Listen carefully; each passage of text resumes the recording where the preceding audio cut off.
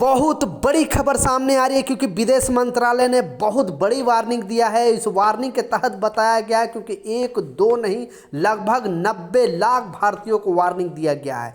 तीन important update है, तीनों अपडेट के ऊपर आपसे बात करने वाला हूं। 2-3 मिनट का वीडियो है, लास्ट तक जरूर देखना ताकि आपको पूरी जानकारी मिले। और आप भी अगर जीसीसी के कंट्री में रह रहे हो, आप दुबई में हो, ओमान में, कतर में, सऊदी में, बहरीन में, तो इस अपडेट को ज़्यादा से ज़्यादा शेयर करें ताकि लोगों तक इस तरह का इन्फॉर्मेशन मिले और वो गलती करने से बचे। क्योंकि ये जो वार्निंग दिया गया है, विदेश मंत्रालय ने खुद राज्यसभा में ये डेटा दिया है और इस राज्यसभा में जो डेटा दिया गया है वो सारे लोगों को आँख खुल गई है इस अपडेट के बाद। क्योंकि जो लोग, जैसा इस डेटा में बताया गया है कि अभी भी जीसीसी के कंट्री जैसे Oman, Qatar, Saudi, Bahrain, Dubai, ये 6 कंट्री गल्फ कंट्री में सबसे ज़्यादा भारतीय काम करते हैं, सबसे ज़्यादा भारतीय रहते हैं। पहले नंबर पे जो नाम आता है यूएई का नाम आता है, यानी यूनाइटेड अरब इमारात। वहाँ पे गवर्नमेंट के डेटा के हिसाब से बताया गया है 4.3 मिलियन भारतीय वहाँ पे रहते हैं, यानी 43 लाख। 2025 दिसंबर तक का यह डेटा है और बताया गया है कि 43 लाख भारतीय अकेले यूएई के अंदर काम कर रहे हैं।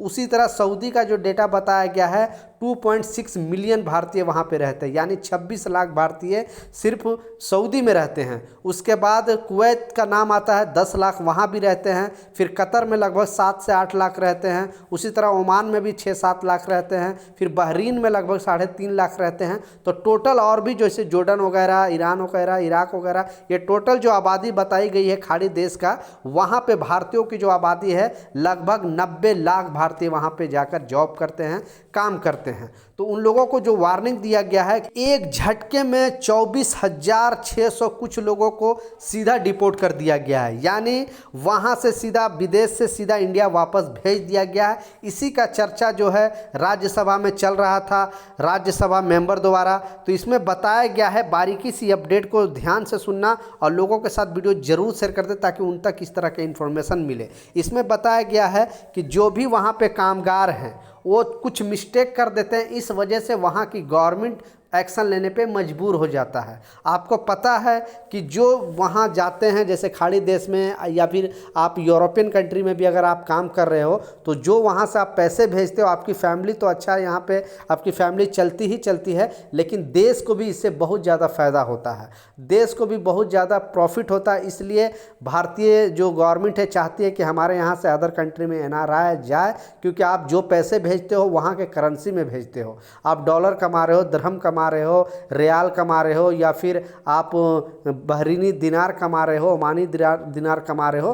तो जब भी वो पैसे भेजते हो यहाँ पे, तो पहले डॉलर में एक्सचेंज होता है, उसके बाद रुपए में आकर यहाँ आता है। तो उससे क्या होता है कि देश का जो है वो फ़ायदा होता है। इसलिए भारत सरकार अपने जो भी नागरिकों को कोई भी अपडेट आता है, कोई खबर आता है, तो ये चीज़ बताते रहती है ताकि आप लोग सतर्क रहे, सावधान रहे। तो इस अपडेट में बताया गया क्योंकि एक झटके में, और जो डेटा बताया गया, सबसे ज़्यादा जो डिपोर्ट किए गए हैं दिसंबर 2025 तक का जो डेटा बताया गया है, यानी 2025 का ही डेटा है ये, और 2026 तो अभी स्टार्ट ही हुआ है। तो सबसे ज़्यादा जो डिपोर्ट किए गए हैं सऊदी अरबिया से, 11,000 इंडियन को सऊदी से डिपोर्ट किए गए हैं। दूसरे नंबर पर जो नाम आ रहा है यूएस का नाम आ रहा है, यानी अमेरिका का नाम आ रहा है, वहाँ से लगभग 3,000 कुछ लोगों को डिपोर्ट किया गया है। फिर यूएई का नाम आ रहा है, उसी तरह ओमान, कतर, बहरीन, टोटल जो बताया गया है 24,000 लोगों को डिपोर्ट किया गया है। कारण, मुख्य जो कारण इसमें बताया गया है वो आपको सुनना ज़रूरी है, क्योंकि एक दो नहीं 90 लाख भारतीयों को वार्निंग दिया गया है कि आप इस तरह का गलती ना करें, नहीं तो वापस आपको इंडिया सीधा उसी हाल में डिपोर्ट कर दिया जाएगा जिस हाल में आप काम करते पकड़े जाओगे, रहोगे, या कि जिस हाल में रहोगे आप वहाँ पे पुलिस आएगी, सीधा गिरफ्तार करके आपको या तो इंडिया डिपोर्ट करेगी, नहीं तो उस कंट्री के जेल में आपको 2-3 महीना रखेगी, फिर बाद में डिपोर्ट करेगी और लाइफ टाइम आपको बैन भी कर देगी, यानी दोबारा उस कंट्री में आप जा भी नहीं सकते हो।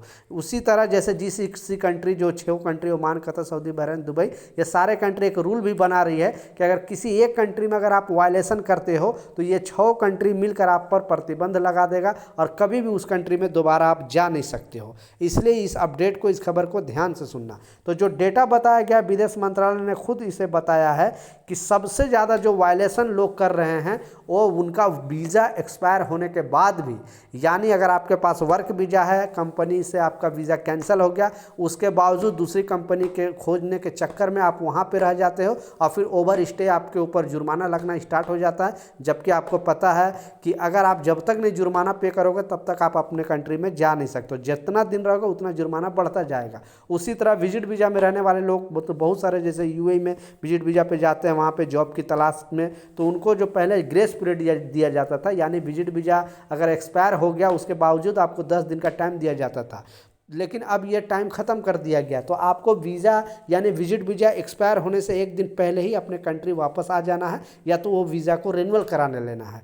तो ये कारण यानी वीज़ा एक्सपायर होने के बाद भी वहाँ इलीगल तरीके से रहने के कारण, क्योंकि अब हर देश चाह रहा है कि हमारे कंट्री में कोई भी इलीगल तरीके से ना रहे, इसलिए सारे देश अभी चेकिंग कर रही है। तो सारे लोगों को वार्न किया गया है, जितने भी 90 लाख भारतीय जो इंडियन काम करते हैं फॉरेन कंट्री में, उन लोगों को वार्निंग दिया गया कि आप इस तरह का गलती ना करें, नहीं तो खामखा आपके साथ साथ देश की भी छवि खराब होगी।